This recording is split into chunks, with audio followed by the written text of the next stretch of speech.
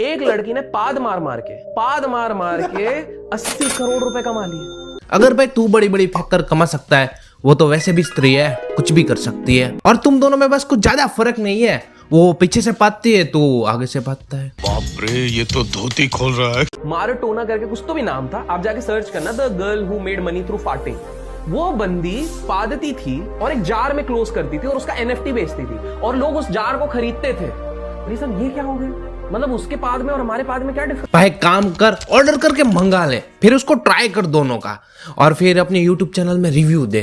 वैसे भी वो चैनल कुछ काम का तो है नहीं, बकचोदी के अलावा। क्या बात है सर, क्या बात है सर, क्या बात, ये बात है। Hello ji, welcome back to the another video another topic के साथ। तो आज हम बात करने वाले कुछ ऐसे ज्ञानी बाबाओं के बारे में जिनके पास ज्ञान तो झाट पर है, पर पॉडकास्ट में जाकर ज्ञान चोदेंगे रात भर।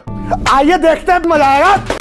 हमारे देश के बिगेस्ट बॉलीवुड सेलिब्रिटीज का जो सबसे छोटा बच्चा है वो उनका बच्चा नहीं है। भैया नाम तो ले लो, क्यों गांड फट रही है नाम लेने में, कहीं खेल लीगल ना हो जाए। थोड़ा सा लॉजिकली सोचते हैं, उनके 3 बच्चे, 2 बच्चे 18-18 साल के हो गए। उसके बाद अचानक से, अगर आप लोगों को याद होगा तो एक हमारे इधर हीरोइन बहुत चल रही थी जिनसे किसी को एतराज नहीं होना चाहिए क्योंकि बहुत अच्छी एक्टिंग करती है वो। तो उसी समय पे किस्से चल रहे थे कि इस एक्टर के जो कि राजा हैं, उनका इनके साथ कुछ चल रहा था। अब अचानक से 2 साल के लिए वो हीरोइन विदेश चले जाती है और उसी 2 साल के अंदर ये छोटा बच्चा होता है। जब ये जो एक्टर रहते हैं जिनकी हम बात कर रहे हैं, ये भी उसी समय पे विदेश जाते हैं म्यूजिक एल्बम और ये सब शूट करने के लिए। अब हाथ तो ऐसे कर रहा है जैसे शाहरुख खान इसके बगल के पास में रहता हो और रोज दोनों साथ में 7 बजे पीते होंगे और बात करते होंगे, डगलो भैया मेरी बीवी प्रेग्नेंट है, फन फैक्ट मैं उसका बाप नहीं हूँ। अरे फेंको इतनी जितनी सामने वाला झेल सके। आपको एक नॉर्मल सा किस्सा बताता हूँ। आज से ऑलमोस्ट 2 डिकेड पहले, 2 डिकेड के जस्ट बाद, जब इनके पिताजी गुजर गए थे, जिनके आप बात करें जिनने इतनी बड़ी शादी अपने बेटे के लिए रखी थी, जब इनके पिताजी गुजर गए थे तो इन्होंने एक फ़ोन लगाया। फ़ोन जाता है मुंबई से दिल्ली के पास और केवल एक चीज़ कही जाती है कि भाई इस समय देश की अर्थव्यवस्था को देखते हुए मुझे लगता है कि देश के ऊपर बहुत कर्जा है।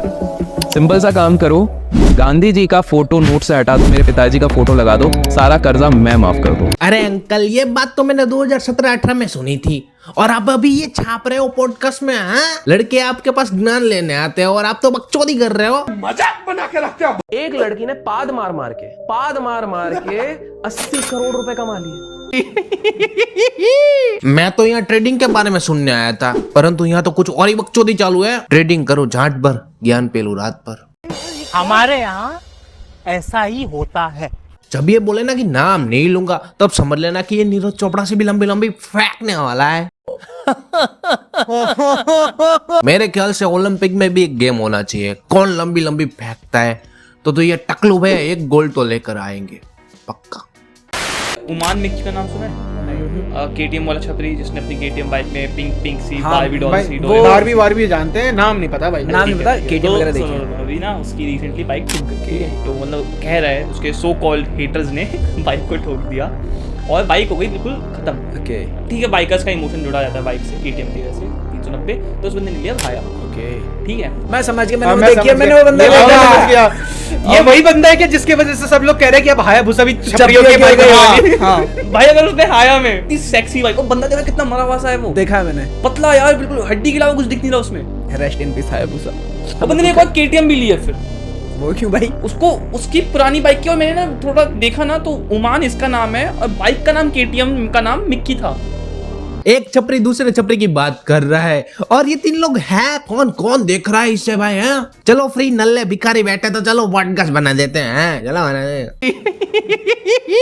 मैं निर्मला दादी को एक रिक्वेस्ट करना चाहूंगा कि पॉडकास्ट के सारे इक्विपमेंट्स पर GST बढ़ा दो। कोई भी चंगू मंगू खरीद लेता है और फिर पॉडकास्ट चालू कर देता है। उमान मिक्की का नाम सुना है? KTM वाला छपरी जिसने, साले मजाक बना के रखते हो, भड़वा समझे क्या? ठीक है चलो शुरू कर भी दिया, मानते, बट कुछ अच्छे टॉपिक पर बात तो करो। ये क्या टॉपिक हुआ है? अब उस छपरी ने क्या कर दिया, हायाबुसा को भी अब छपरी बना देंगे। KTM के बाद अब हायाबुसा की बारी है। What the fuck? अबे तुम तीनों ने पॉडकास्ट को क्रिंज बना रखा है, उसका क्या? चलो मानते तुम्हारे मुंह में से गोबर ही निकलता है, परंतु ये फैला क्यों रहे हो? तुम्हारे तक ही सीमित रखो ना। ऐसे हालात में बेहतर यही है कि वक्त रहते इंसान सतर्क होकर अपने जज्बात को काबू में रखकर अपने कदम पीछे हटा ले।